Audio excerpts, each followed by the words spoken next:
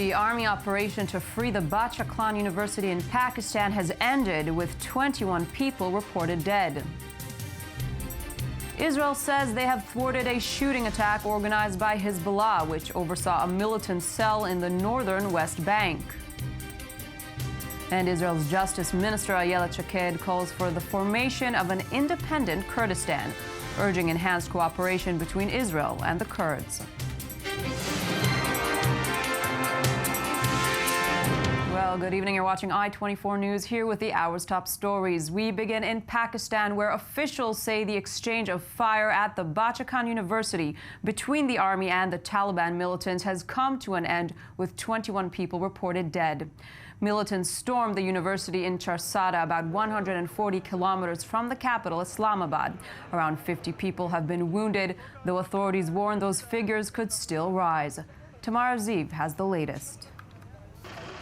Gunfire and two large blasts were heard at the Bataclan University in Charsada, Pakistan on Wednesday, in a deadly armed assault claimed by the Pakistani Taliban. Police, soldiers and special forces launched a ground and air operation at the university in a bid to shut down the assault, as television images showed students fleeing the campus. We heard firing from the back of the campus. We thought maybe some people were fighting. Then the firing increased. Then we said, get into the rooms, don't go out. Then the security forces came. They showed great bravery. The army soldiers also showed great bravery. Police said the militants, using the cover of thick, wintry fog, scaled the walls of the university some 50 kilometers away from the city of Peshawar before entering buildings and opening fire on students and teachers. Deputy Inspector General Saeed Wazir said 70% of students have been rescued and that some students and staff were still stuck inside the university. He said all students have been evacuated from the hostels. At this point in time, it's hard to come across an exact figure, but it seems to be upwards of 20 casualties at this point in time, with many more wounded. Security forces are saying that they have eliminated 4 terrorists. However, it's unclear exactly how many infiltrated the university, coming as they did under the cover of heavy fog. The operation, to the best of my knowledge, is still ongoing. Pakistan, which has suffered from years of militant violence, has killed and arrested hundreds of suspected militants under a major crackdown launched after a massacre of 134 schoolchildren in December 2014 in the northwest. The 2014 school attack by 6 gunmen believed linked to the Pakistani Taliban hit a raw nerve in Pakistan and was seen as having hardened Pakistan's resolve to fight jihadist militants along its lawless border with Afghanistan. And we move to Israel, where security forces say they have thwarted a Hezbollah-led shooting attack, which oversaw a terror cell in the Tulkarm area of the northern West Bank. This according to Israel's security agency, the Shin Bet. Mahmoud Zalul, the leader of the cell and resident of Tulkarm, was recruited online by Jawad Nasrallah, the son of the Hezbollah leader. According to the Shin Bet, Hezbollah directed the cell to carry out terror attacks using explosive belts and gather intelligence about the movements of Israeli security forces in the area. So for the last several years, it tries to recruit either Israeli Arabs or Palestinians living in the West Bank and entice them to commit terror acts against Israeli soldiers and civilians. One of those in charge of this file was Samir Kuntar, who was killed by the Israelis several weeks ago. Another one, it turns out, is Jawad Nasrallah.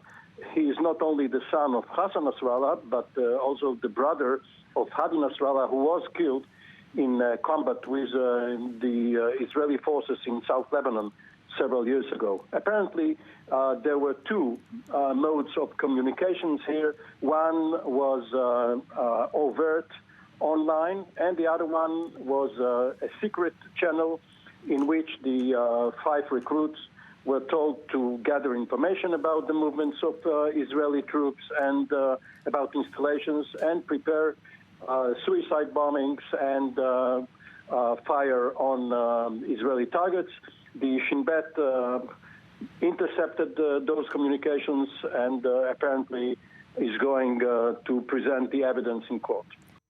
Meanwhile, the Islamic State group released late last night 270 of more than 400 civilians abducted in the eastern Syrian city of Deir ez-Zor. This according to the Syrian Observatory for Human Rights. The monitoring group said women, children under 14 years old and the elderly were among those released. They were set free after undergoing questioning by IS militants to determine whether they had ties to the Assad regime. 130 civilians, mostly teenage and adult men, are still being held by the group. U.S. Secretary of State John Kerry is due to hold talks on Syria with Russian Foreign Minister Sergei Lavrov in Zurich in the coming hours. Russia, a staunch ally of Assad, has launched a campaign of airstrikes against Islamic State militants and in support of Assad forces. Peace talks between Syria's government and opposition are set to begin on January 25th. However, UN diplomats say it looks increasingly likely that the talks will be delayed. Iran's Supreme Leader Khamenei says attacks on their Saudi embassy in Tehran were destructive to Iran and to Islam. Meanwhile, Saudi Arabia's Foreign Minister Adel al-Jubeir cautioned over the recent lifting of economic sanctions against Iran in a recent interview. He said the lifting of sanctions on Iran as a result of its nuclear deal with world powers will be a disastrous development if the Republic uses the extra money to fund controversial and villainous activities. If an American decline were to happen or American withdrawal were to happen, the concern that everybody has is that it would leave a void.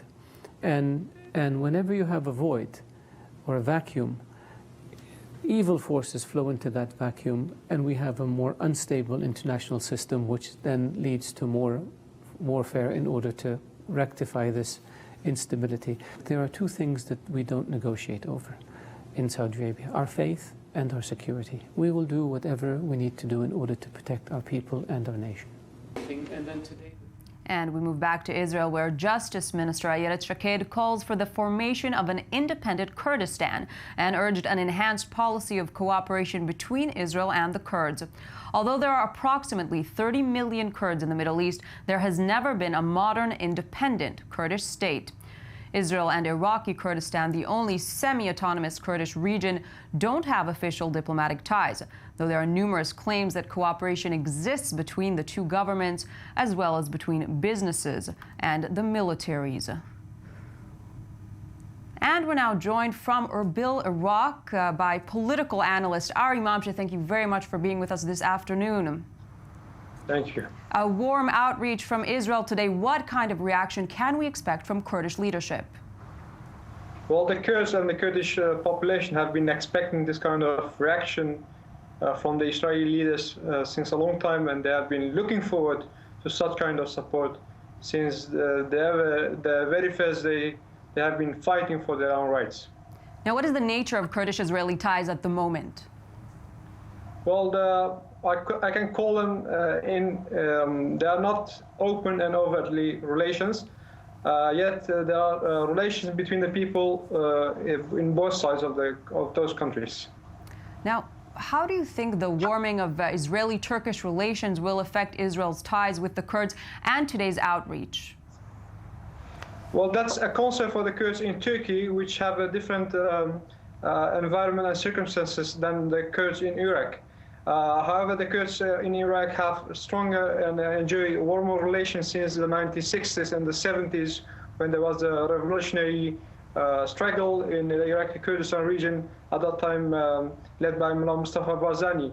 They had those strong ties with the Israeli leaders and especially the leaders from the Mossad institution.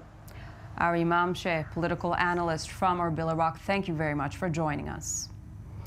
Now, ahead of the opening of the annual World Economic Forum in the Swiss Alps, a string of militant attacks and rising risks to global economy have already overshadowed the event.